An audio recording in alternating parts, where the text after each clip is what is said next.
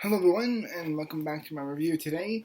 I'm giving you brand new 3 new reviews for the movies I've seen recently, which was within the last few days, because I got a short-term monthly thing for Disney Plus. Also, the other day I saw Elvis, so yeah. And in this video here, I'm gonna be exclusive because I saw these 3 movies of Prey, Lightyear, and Elvis, Lightyear, and Prey, and I'm gonna give my own video here for Lightyear because I'm gonna put the 2 movies I do like together in the same review. Right? For me, I'm dedicating a video for Lightyear, and the reason why I'm doing that is because Lightyear, for all that it's worth, within its all slick animation, it's good dialogue, it has a good natural cast. This animation sings well. So much of it really does, in truth, nicely. For me, it's a weird standard. I wouldn't say in truth a standard, but it feels like it's a Disney Pixar movie recently that's just checking all the boxes. You want to get that raw emotional moment, you got it. You want to get the really smart thematic overtures. You want to get that tear-jerking moment that Disney usually has. It gives you a big action climax. In this movie, it feels like they're just checking off all the basics for what they need within the movie, and it frankly feels like they're not giving 100%. Not to mention the subject matter, the story. A lot of it, in my opinion, just comes across in kind of, what's the word? Self-indulgent. Like, who really asked for it? Like your movie. Like, I know in the beginning that they're like, this is the movie that inspired Andy when he was a kid, within their own set of rules from the first Toy Story movie and all the way to the third. Like, this is the movie that inspired him to watch it. I'm just like, don't tell me this is the movie he watched. This would have been the Citizen Kane of his day. It's just kind of weird. I love it, in my opinion. It doesn't make a lick of sense.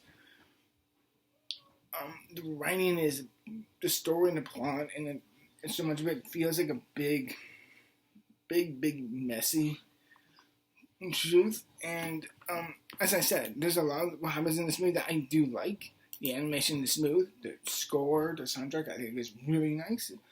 But my core problem with Lightyear, in my opinion, is just who asked for this, and what the hell is this movie really going for? I don't know its visual approach. I don't know what it's trying to say within storytelling. Like, for me personally speaking, Toy Story 1 through 3 are some of my favorite and the most influential movies of my lifetime. I adore those movies. They sit comfortably within my top 20 ever. And the fourth movie was just kind of a mixed bag for me. And looking back, like, I know my review then was very positive, but my opinion has grown less. Like, I've forgotten it less. Where the first 3, in my opinion, are like immortal, all-time beloved. Like, those Toy Story trilogy for me sits comfortably alongside with other favorite trilogies of mine, like Lord of the Rings and Star Wars. Like, all 3 of those movies are great as hell. They are, in my view, they're objectively, in my opinion, good movies. So it's just like another good example of a franchise not knowing when to stop, and when they take a clue and do something like original. Now, granted, I did see Turning Red, and a short review because I also saw, god damn it, I still watched Turning Red, which was very smart and very clever. I really liked that movie a lot as well. I had actually comparatively to Turning Red, which has a smart plot with very good characters and an arc, which for me is like one of my is it this year or I'm sorry. God damn effing internet sucks.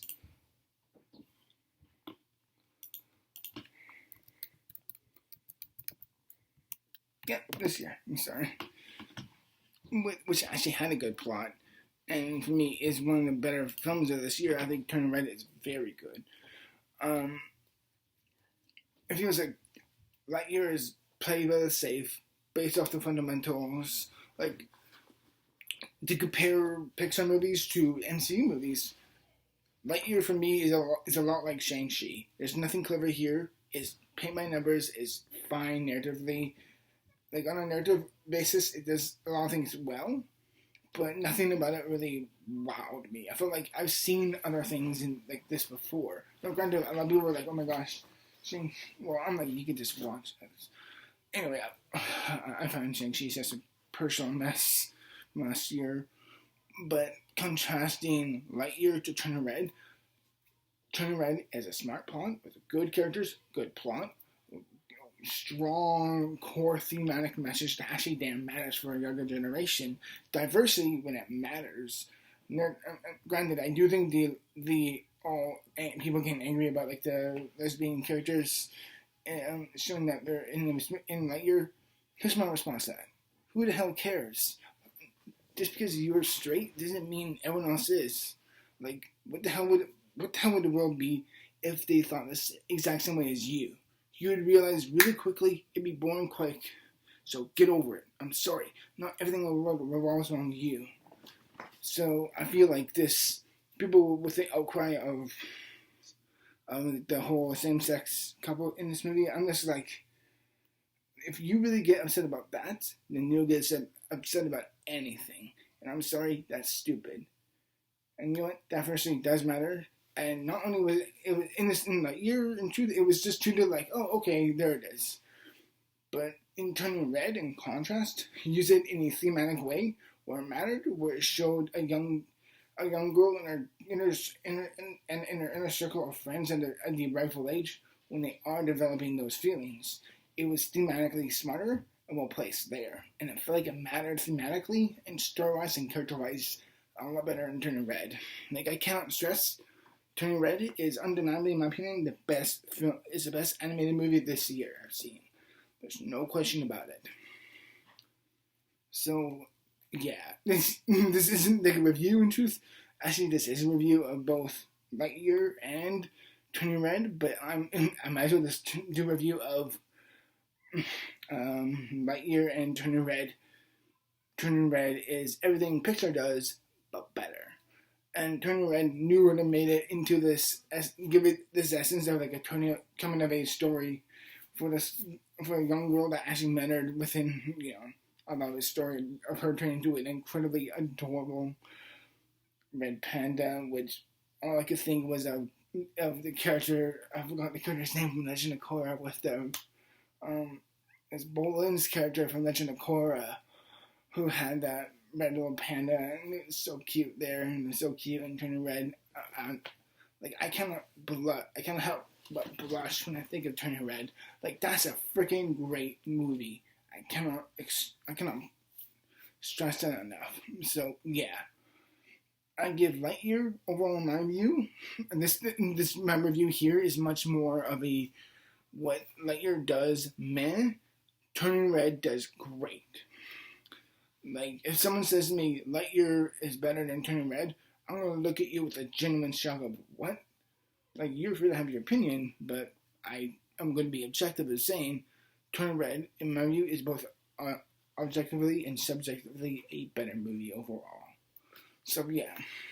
Those are my reviews for both Lightyear and Turning Red. So, yeah. Thank you for watching, and I'll see you in the future for more videos as always.